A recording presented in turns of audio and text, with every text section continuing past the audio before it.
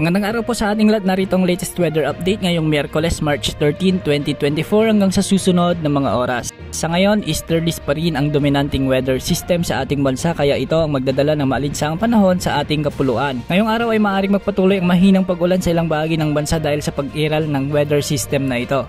Ngayong umaga, posible ang mga pag-ulan sa Cagayan Valley, Aurora, Quezon Province, Bicol Region, Zamboanga del Sur, General Santos at Surigao Provinces. Posible ang mga biglaang pagbaha at pagguho ng lupa sa mga nasabing lugar. Magpapatuloy ang mga posibleng pag-ulan hanggang hapon, ngunit pagsapit ng gabi at posibleng sa Bicol Region na lamang may mga kalat-kalat na pag-ulan. Posible ring makaranas ng mahinang pag-ambon ngayon ang mga probinsya ng Quezon, Aurora, Laguna, Batangas, Nueva Ecija, Cagayan Valley, Cordillera Region, Nueva Vizcaya at Metro Manila. Ang Metro Manila at ang nalalabing bahagi ng Luzon ay makararanas din ng bagyang maulap hanggang sa maulap na papawirin na may mga pulupulong mahinang mga pag-ulan. Samantala, ang nalalabing bahagi ng bansa ay magkakaroon ng bahagyang maulap hanggang sa maulap na panahon na may pulupulong mga pag-ulan, pagkidlat, pagkulog dahil pa rin sa easterlies. Sa ngayon, nakikita na posibleng mawala pansamantalang amihan, ngunit sa darating na linggo ay posibleng umiral ulit ito.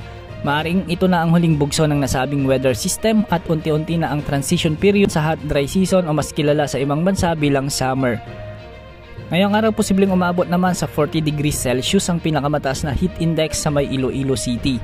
Samantalang 39 degrees Celsius naman sa Cotabato City, Giwan Eastern Samar, Tacloban City, Camarines Sur at Masbate City. Ito ay extreme caution level na ng pag-asa at posibleng maging sanhi ng heat stroke at heat stress.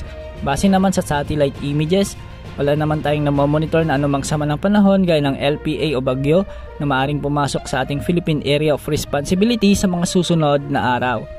Sa ngayon, malaya ring makakapamalaot ang ating mga kababayang mangisda dahil wala ring nakataas na gale warning sa mga karagatang sakop ng ating bansa.